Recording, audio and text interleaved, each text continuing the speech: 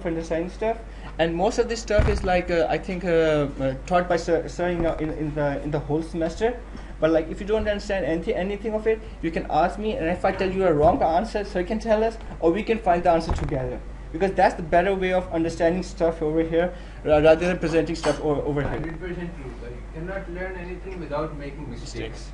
Or you यानी अगर आप डरते हैं कि टीचर मेरी बेइज्जती कर देगा तो फिर तो you will never make a guess, and unless you make a mistake and you are corrected, you will not make progress. You will not understand. Okay, you have to make a lot of wrong guesses before you get to the right guess. Okay, let me start with few quotes on global financial crisis. Okay, the first one was that I believe the financial crisis of 2008 and 9 exposed more a lack of ethics and morality, especially by the financial sector, rather than a problem of regulation or criminality. There were, of course, regulatory lessons to be learned, but at heart there was a collective loss of our moral compass.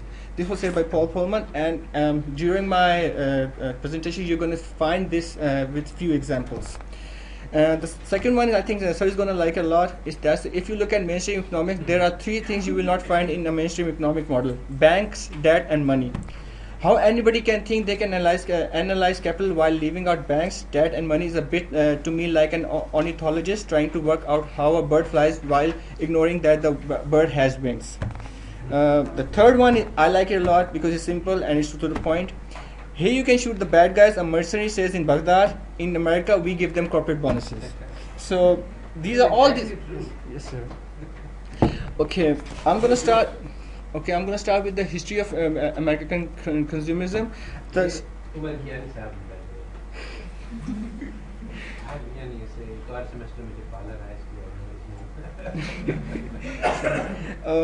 thing is that like you can give him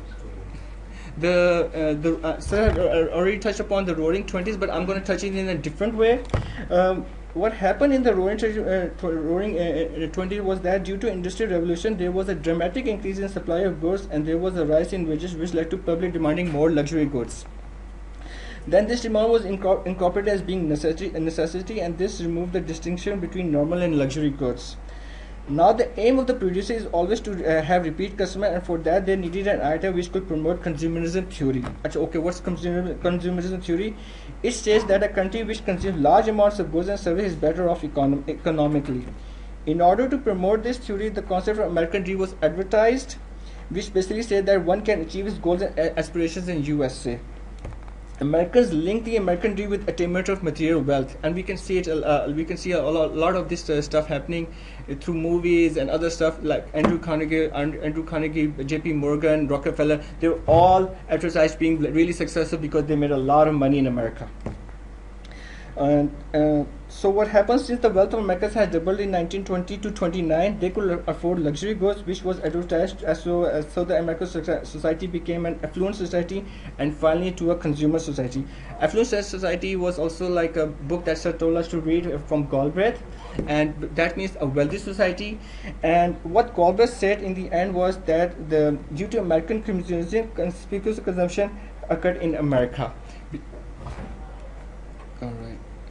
Okay, the quagmire of American dream. What happened was that the story doesn't end here, and in order to bring more and more people into quagmire of American dream, the easement of credit was done so that people can buy goods on credit. Back then, they bought automobiles, furniture, and also houses on credit. This easement of credit was one of the main reasons behind the Great Depression of 1929. Okay. As you can see from the graph, and you can compare both the private debt to GDP of 1929 and also for 2007. You're gonna see that private debt has increased tremendously, and in 2009 in 1929 it was 240% of GDP, and in global financial crisis it was like around 310% in 2008.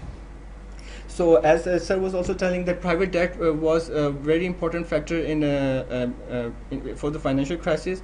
So this graph also represents the same thing, and it happened both in 1929 and also in 2008. So there was a housing bubble in USA from 1920 to 26, and the subsequent banking crisis which happened due to buying the overpriced stocks at the margins were the main factors for the crash in 1929.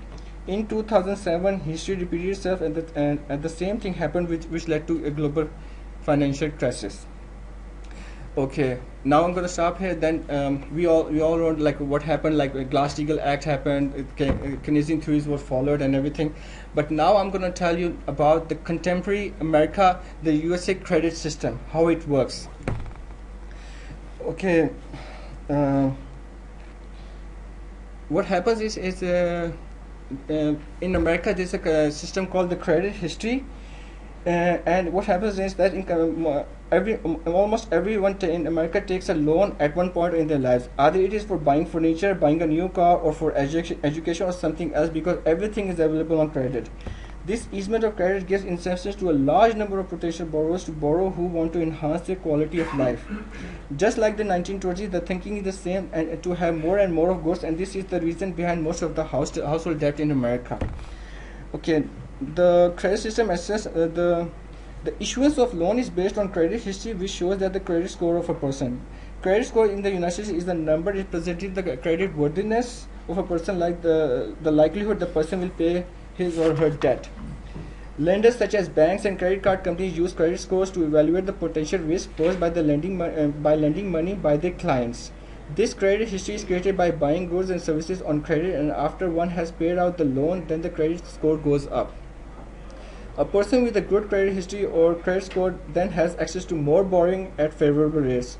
On the consumer side, a person borrows money from banks or uses his credit cards to buy goods and services with respect to his present and future earnings. This way, people are able to afford goods and services in the present and pay for them with interest in future, rather than saving up and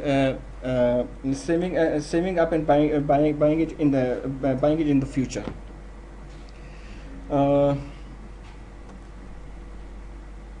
Okay, if a person is not able to pay off his loan, then the credit score is affected in a negative way. Then the banks or other lending agencies keep on bugging the customer to make the payments, either through making calls to them or sending them notices by post. If these tactics don't work, then these lending agencies have an option to sell this debt to a third-party collection agency, which buys this debt in pennies for $1. Then they try to follow up these bad debts and try to recover the amount to give their customer a more favorable repayment schedule. This way, all parties are better off, and the process of debt repayment is not broken. Therefore, in USA, everyone takes loans and buys things on credit, even the rich. This way, they can step up their standard of living. America have a fundamentally different point of view about life in general. Their society roams about the concepts of individuality and self-interest, which compels them to indulge in consumerism. This is the reason why American in general spend 90. Oh, sorry, so I just put too much stuff. So bus mein bata tha. Americans in general spend 90% of their income. On the contrary, Pakistani household in general doesn't have a smooth access to credit so as do Americans. This induces average household to save more, and due to religious and social traditions prevalent in Pakistan, an average household tends to save for their future generations as well. Okay, a few statistics. The average income in America is like 75,000, and the share of income to debt repayment is around 24%. Like 24% of the 75,000 goes for debt repayment. The debt composition is credit cards, student loans, mortgages, car loans, and personal loans, etc. So I tried to find private debt statistics for Pakistan, but there wasn't any. But I'm not sure. They must be. There must be. Definitely, एक बात है कि all of this analysis is for advanced capitalist economies. It doesn't apply to Pakistan. So when we come to think about what will be happening in Pakistan, theory will be very different. That's fine. We need to understand. And हम लोग system में capitalist system है ही, but it works in different ways, and we will have to understand. इस वक्त theory is always adapted. इस वक्त यहाँ की कोई theory है नहीं. The only economic theory that exists is the one which exists for advanced capitalist economies. Now, for the first time, we are mentioning that theories depend on, they are not universal theories. Yes. Now we see how the theory for capitalist economy works, then we will be able to develop our own theories. Yes. Okay, sir. I will end this by one citing a quote, which is: "Despite recognizing that debt is dangerous waters, despite recognizing that debt is dangerous waters, Americans are jumping into both feet and struggling to stay afloat," says Emily Holbrook, director of planning for North West Mutual. Thing is that like they're used to taking loans, and when I was in America, I used to hear a phrase called "die broke," which meant like Americans always think like they don't want to save any money for the children or anybody. They just want to like spend it all on themselves. And the data was to show that they spend 90% of their income on. They spend 90% of their income, and what they basically do is that like they buy a lot of stuff like houses, cars, and houses, cars, and other stuff, and their entire life they keep on keep on spending money to pay off those debts, and in the end they want to die broke because they don't want any dime left that could be used by any other person. This is individualism in America. Okay, I'm going to start with chapter 2, the harshness of debt. Okay, this chapter starts off saying that debt is like an anti-insurance because it has detrimental effect on those people who are the most vulnerable, which are the poor people with low savings. Before we explain this, we need to understand what kind of assets are there and who owns them in what proportions. Okay, the types of assets mentioned by Atif Mian was financial assets. These are basically stocks, bonds, and savings. Then housing assets, basically that's property. Okay, how do you find out your net worth? It's basically financial assets plus houses minus your debt. That's your basic net worth. And then there's some things that like mortgage. What is that's the lending done by the bank for the house. I'm going to define all these different types of things that are going to come along, finance terminologies. And if I forget, please ask me and I will tell you the simplest definitions that I can understand. Okay. The thing is that like most of their Americans, especially the bottom 20%, have their savings or their net worth tied in their houses. These houses are usually as mortgage, which means that banks have lent money to the home buyer so they can buy the houses and the home buyer pays interest. And principal amount back on the terms agreed between them. Usually the home buyer has his own savings tied up in the house and the rest is borrowed from the bank. The homeowners can also take a second mortgage out on the same house, which is called the home equity debt. This is done by the homeowner in order to do repairs of the house or buy furniture or something like that. The interest rate depends on his credit history of his first mortgage and how much interest payments has he made, and also how much the principal amount he has paid off. To sum up, this loan is given by taking the difference between mortgage balance and the market value of the house. Thus, this way the household also has taken two loans on the same property. If the household defaults on this loan, then the lender of the home equity debt is entitled to sell the house to clear its debts, while the borrower still has to make payments on his first mortgage. Okay, now here was the question, sir. If he sells the property, how is the first mortgage going to get paid? I didn't get the answer for that because I tried to look at the internet, but there was nothing. These things can be only understood by the people who are over there. I didn't understand it. If the second mortgage is by another bank, they sell the house. How is the first lender is going to get the money back? I didn't understand that. Technically, the principal, the value. There is a principal. Let's say 100,000 is the value of the house. Yes, sir. And the man has already paid 50,000 of it. Yes, sir. So there is a debt of 50,000 and a balance of 50,000 and asset. So then when the house is sold for 100,000, then both. So first mortgage is of 50,000. 100,000 because no 80,000 because it's supposedly we take the example of 80,000. It is going to be of 80,000. Then he takes another second mortgage for maybe like 60,000 or 70,000, depends how much order. The point is that mortgage can only be of amount that he has already paid back. That what happens is that he's going to be paying interest. Interest plus principal. Yes, sir. Initially, and at time zero, you pay 20,000 and you borrow 80,000. Then 5 years later, as you have been making payments, Now you have $50,000 in equity in the house. Yes. Initially you have only 20,000, so now you can borrow up to 30,000 only. Yes. Then if you borrow 30,000, so then when the house is sold, then for 100,000 you get 20,000 back, 30,000 goes to one bank, 50,000 goes to the other bank.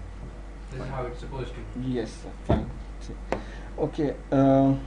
So now I'm gonna say like then if the prices okay, now I'm gonna give you the example which was stated in the House of Debt. Okay, what happens is that suppose a home costs 100,000 and the homeowner has put in an equity of 200,000, 20,000, sorry, while he has taken a loan of 80,000 to buy the house. Then if the prices fell by 20%, then the house is valued at 80,000. Then the homeowner's net worth of 20,000 is completely wiped out, and he's still making payments for the loan. Now the property is underwater if the prices fell below 80,000 because it is now worth less than the cost the homeowner has to bear on it. Then another way it hurts the homeowner is due to the concept of senior and junior claim. But this is the harshness of that. The son is where is the senior and junior claim thing? So when the house price declines, the first person who takes the hit is the Homeowner. not the bank. It's just where the interest payment is structured. And you could restructure, and they suggest later, okay, let us restructure it like the richer party bears more of the risk burden. Actually, we can also explain it in the way that the homeowner is the one who has gone to ask for the loan. It is not bank who is pushing money. Okay, take it. Although in reality they are advertising and all that, they are telling them to borrow, but in documentation they show that the homeowner needs money. So that's why they say, okay, you are going to bear the risk. Yes. so basically, it's the poor homeowners who are the most at the risk. And how is that? It's because of the concept of senior and junior claim.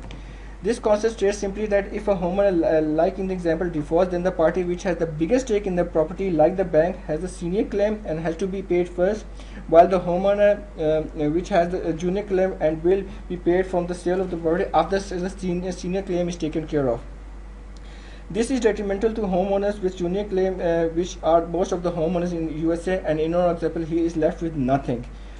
So in Musharka, they will share according to their equity. So if it declines to 80,000, then 20% loss. So both parties will bear 20% loss. Actually, maximum loss a party can bear is the maximum, we can say, the contribution in the investment. So if the homeowner has paid 20%, so the homeowner is only going to bear 20% of the total loss that occurs. That is only in the USA. In, for example, Spain, if the property declines to 70,000, so now the bank sells the house, he gets 70,000, but they had 80,000 in the house. So now they are owed 10,000. Now the homeowner must, the house is gone, everything is gone. Now remaining, he has to work to pay the bank 10,000 back, and this actually happened. It was very. Yes, sir. There's a law against it in America, anti-deficiency law. But in Spain. Yes. Okay. So okay. On the other hand, the rich owners don't lose that much in the bargain because they usually have a senior claim in their property. The data in this book shows that the rich were only 7% levered, which means that they only had 7% debt with respect to their houses. To their houses, and the bottom 20% had 80% leverage on their houses. So you can see that. Okay, a poor man's debt is a rich man's debt. I really like this line. Okay, what this means is that in the current financial system, since the rich people own the stocks and bonds of the banks, then consequently they also own the debt which is owed to the banks as well. Thus, through this process, the top 1% owns the debt of poor people who have borrowed from the bank. This also increases inequality between the rich and the poor, and according to Randall Ray, 95% of the benefits of the recovery from GFC benefited the top 1% in terms of income distribution, and now 0.1% of the USA population now owns 1/5 of the wealth of the country, and they are mostly people from the Wall Street. And we know, I'm going to tell you that most people in the Wall Street got rich by buying and selling mortgage-backed securities from the banks. Okay, Minsky on global financial crisis. I'm going to try to theorize the crisis, and I'm wrong. Sir is going to tell us, and you can like jump in. Okay, we can understand the global financial crisis by applying the Minsky theory that stability breeds instability. Before the global crisis, there was a huge boom in the real estate market due to easement of credit and loaning of funds to the household. Here it is important to understand that how did a boom led to recession in the real estate sector in the USA. For that, we have to go back to 2002 when the US economy was coming out of recession from dot-com crisis. This was done by fed by keeping interest rates as low as 1% and also encouraged borrowing and spending. This made economy to grow, and 2002 the economy was in good shape. Okay, the path for crisis was real estate investors were the main purpose. Since the interest rates were low and real estate looked like cheapest way of going one's net worth, because the 30-year fixed rate mortgage was the lowest in the last 40 years. People availed this opportunity and bought houses. According to Mian, too many renters became owners and too many owners moved to the houses that they couldn't afford. Now, what does this exactly mean? Because as a social scientist, we need to see this process and in detail to understand what causes instability in the system.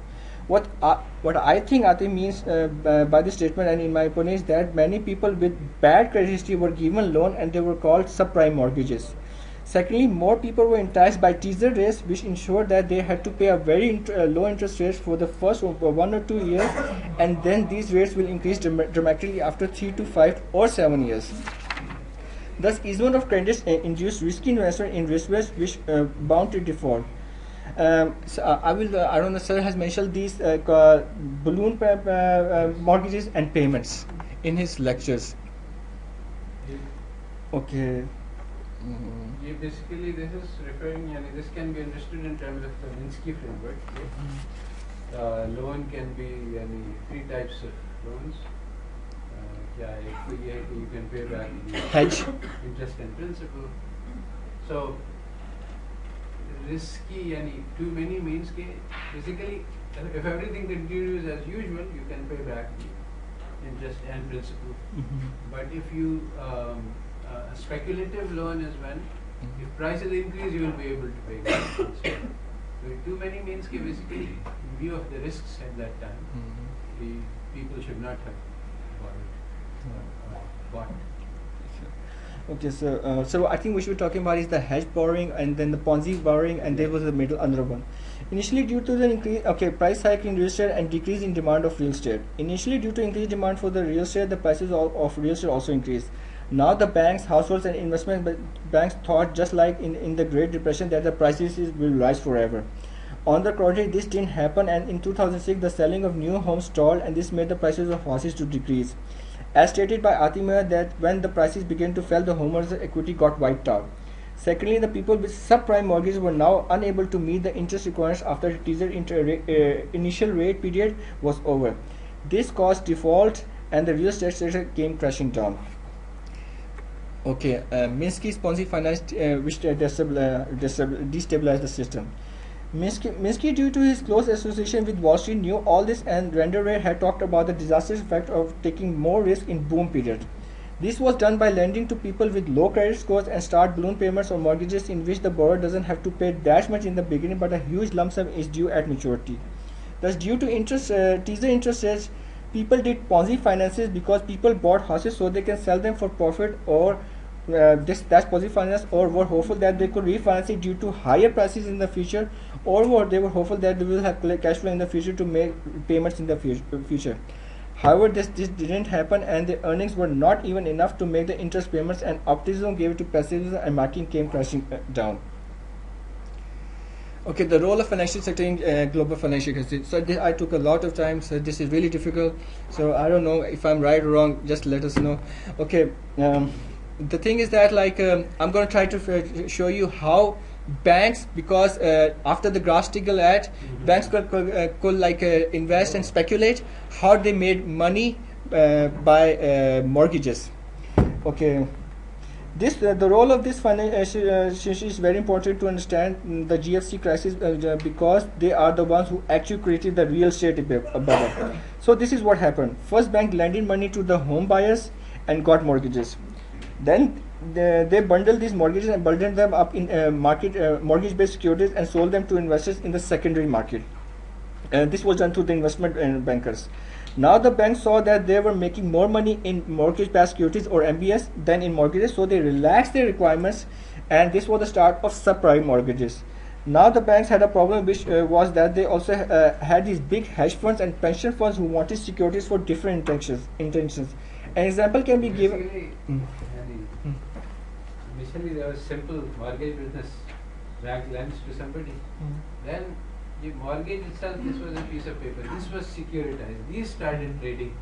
So now, when you had a mortgage, you could make a huge money. And you take mortgage pay, multiple derivatives could be sold. It could be sold many times. Yes.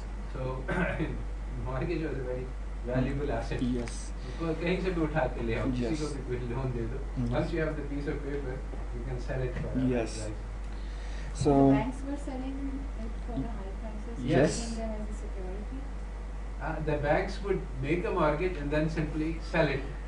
banks used to make a mortgage, then they used to like make mortgage-backed securities. Like they used to paper, okay, there are like 10 mortgages, and this is a one mortgage-backed security. Now we're going to sell this, and the coupon rate that which you're going to get, or the interest rate, the simple terms, is going to be coming from those mortgages, and they're going to keep the difference, and they're going to get some of it to the person who has bought that security, and there's some of them they're going to keep it. That's I don't know if I'm right or wrong. It's right. Sales people are going out in the street and saying, अच्छा आपको घर खरीदना है, आ जाए. No, यानी income कोई बात नहीं. अगर even down payment के लिए हम आपको कर्जा देते हैं, आप उसके down payment दे दें. Because I mean the highest sir, I was the author of The Big Short. I'm going to tell you about that as well.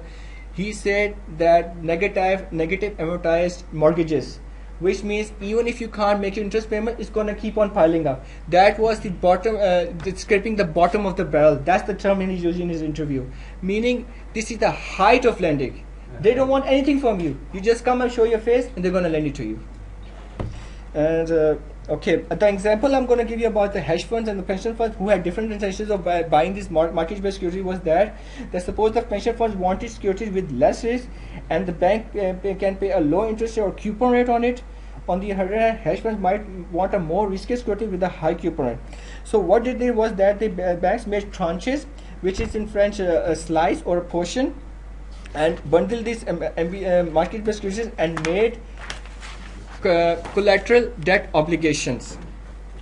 Okay, there were three tranches. The senior tranche, suppose senior tranche were these were the most secured ones, but they had the lowest coupon rate or interest rate. They given like suppose 5%. Then there was the mezzanine tranche. They were okay. The senior tranche had the best rating, which was AAA rating by the credit agency, because they were the most secure. They cannot default and everything. The mezzanine branch was a little bit more riskier, and they had, so you can suppose like 8%. The equity one tranche had 10% what you call the interest rate, because they were more riskier. Okay. One more thing, that these senior tranches were also insured by credit default swap. I'm going to talk about them later on. Okay. Okay, what happened was that like people, these investment, these hedge funds and pension funds and a lot of investors started asking for more and more for CDOs, which are like they created this collateral debt obligations out of this. And they wanted more and more of this, more of these securities. So now what happened was that the bank lowered their lending standards and started giving subprime mortgages. However, the creditors gave these securities AAA or A+ and made them secure in the mind of the investor. For this, the credit agencies got a hefty service fee. Secondly, okay. So this is data with somebody saying who was blaming the credit agencies. There is another thing that people say is that they thought that mortgage-backed securities to fail or this to collapse, millions of households has to default, which will never happen. So, and that's why they didn't check these mortgage-backed securities that much as they should have. Okay, secondly, banks hired quant jocks to determine the value of the mortgage-backed securities. These were college graduates who made sophisticated computer models to determine their worth. However, the underlying assumption of this model was that the price of house will keep on going up. Therefore, when the prices of the houses fell in 2007, no one knew the value of these mortgage-backed securities. Secondly, these derivatives were so complicated that the investor didn't know how to compute their underlying value, and they trusted the bank has done it correctly, which they of course didn't, because they were doing subprime mortgages and they were putting everybody in risk. ये बदलाव कि एक differential equation से ये बातें कैसे समझ में आ सकती Okay, the beginning of global financial crisis, great financial crisis. When the sale of houses stalled and the prices fell, then it was followed by foreclosures. Now the banks who owned these mortgages and had sold mortgage-backed securities saw the money from interest paid by the homeowners to decrease, and thus were unable to pay yield on the MBS. I forgot the tranches. First, the senior tranches got to be paid, then the miscellaneous tranche, and then the lower tranche. If they and this is the way the system works. Second, the value of these securities began to decrease because they were not profitable anymore. This prompted risk-averse behavior in the investors, and bank lenders couldn't sell the MBS to other investors. Then the banks demanded margin calls from the investor due to the decrease in the value of the securities. Okay, what are margin calls? Margin call happens when an investor borrows money from the broker to make an investment with a small portion of his own money, and margin call is done when the investor's own share falls below a certain percentage.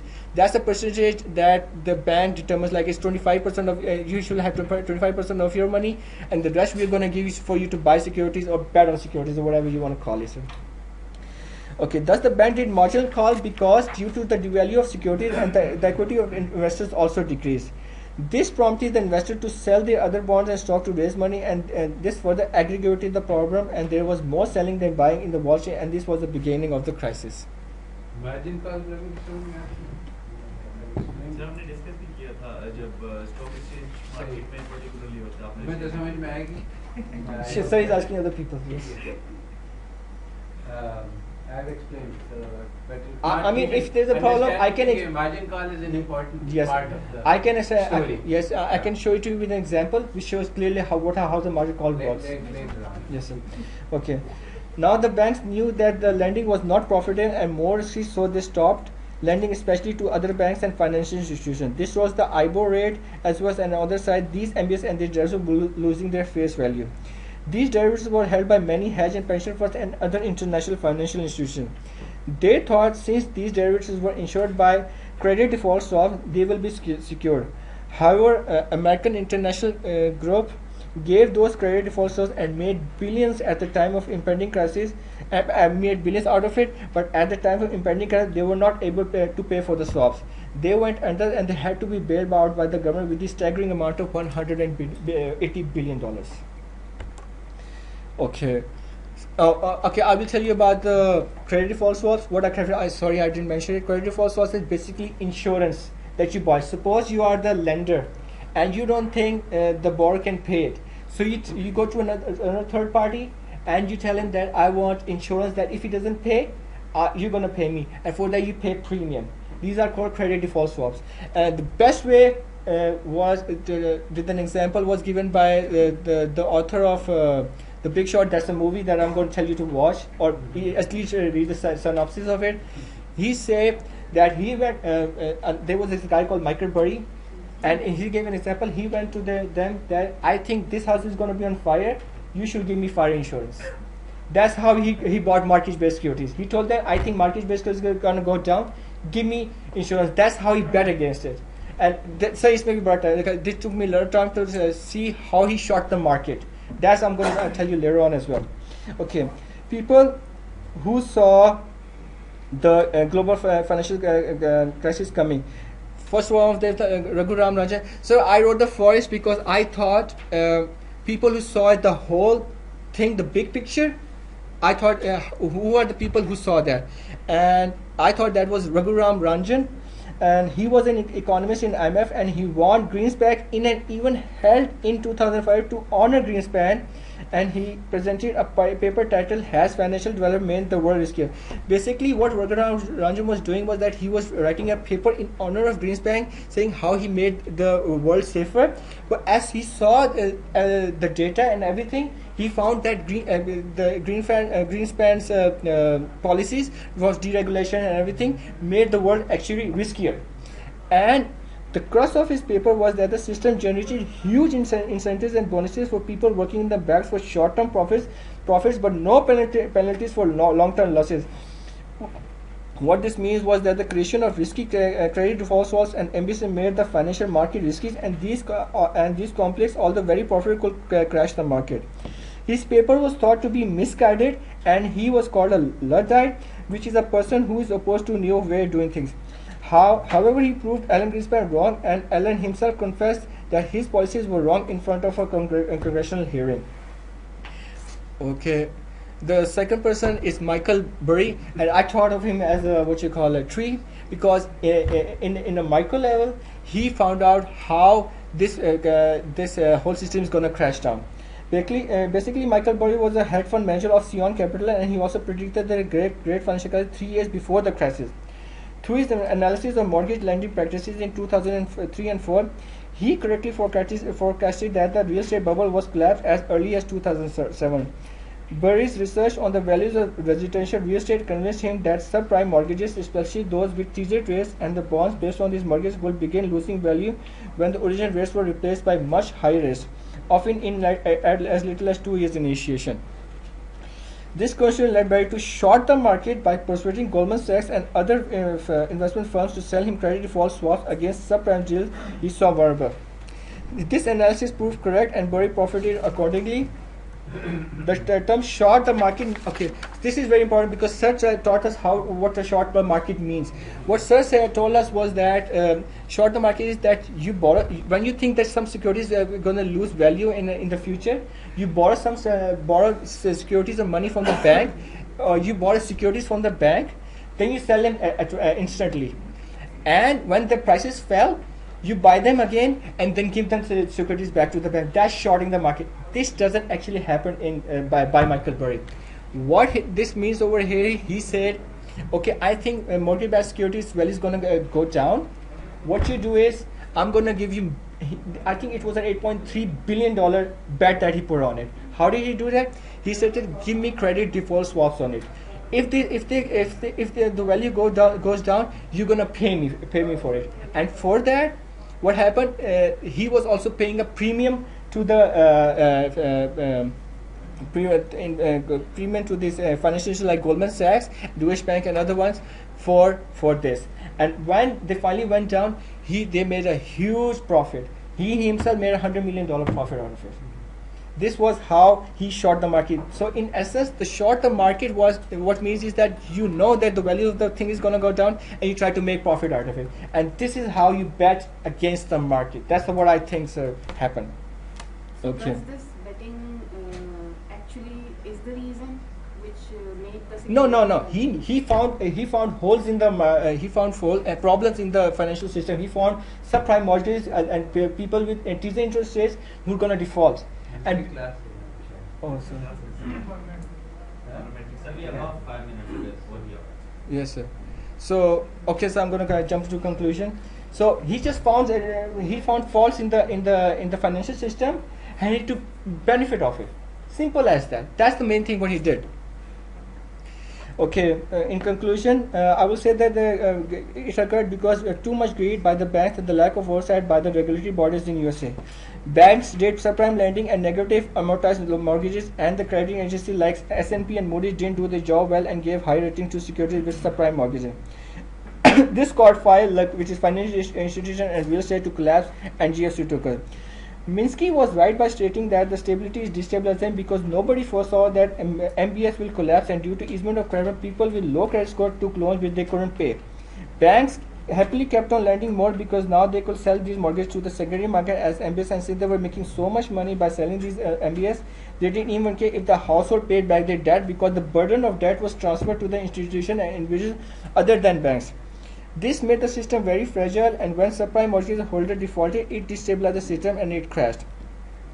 If the Glass-Steagall Act was in place, which prohibited banks from speculation and only concentrates on banking activities like accounts and loans, then banks would have not been able to make these kinds of risky ventures. Okay. Secondly, Minsky talked about circuit breaker in the economy, which are used for the containment of explosives like Wall Street shutdown and or government bailout.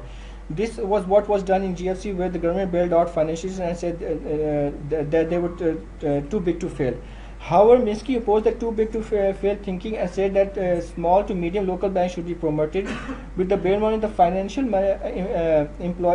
institution employees not only gave big bonuses to themselves, but successfully lobbied against any regulation against them. Against them. An example of that can be of the Glass-Steagall that could have come back, but it didn't, and no floor ceiling was done to stop the speculation of the banks. Thirdly, Minsky talked about the regulation procedures set in the economy, especially the one on financial should be evolving and not static. This is because financial institution keeps on finding new ways to make money, which to stabilize the whole financial system, and thus the regulatory bodies need to keep on changing the rules in order to stop them from creating havoc in the system. One prime example I found on the net was that the financiers are buying life insurance from the elderly and giving them cash in return. The rate was $400,000 for $1 million life insurance, and they would bundle them up like MBS and sell them in the secondary market. If the person dies early, there is a higher reward for the person who bought the securities of insurance, and if he lost longer than expected, and the returns will decrease, and securities can even make loss. Keeping aside the moral question, these conditions can have a serious implication on the system, as well as it can make them vulnerable to crisis. In short, what I gather from Minsky, and I might be wrong, is that his theory tries to avoid crisis, while Keynesian tells us how to deal with them. So this is my take. I might be wrong. Secondly, in my opinion, the meta theory, which is important to understand, is that microstructure matters. In this model of USA's financial structure, suppose we stop the bonuses of employees in lending and put finance for making subprime mortgages, and also stop the banking from taking MBS, then it will have a totally different story. This is I learned like when we were playing with models. If we do this, there could have been a totally different thing. Lastly, I was under the impression that we were studying or trying to we were trying to think that the eye behavioral we were trying to view things from the eye of the behavioral or heterodox economics, which was only done by the minority in the field of economics. However, after GFC, I think that has changed, and I think this dojo that has received a cult status now. That we are talking about, I'm talking about ourselves, that I don't think we are anymore in minority. We are going to the mainstream, but we are now in cult status. There's a lot of following, a lot of people are thinking about it after the global financial crisis. And in the end, I would recommend to watch The Big Short or The Inside Job, or at least read the synopsis, because it's going to help you a lot in a sense.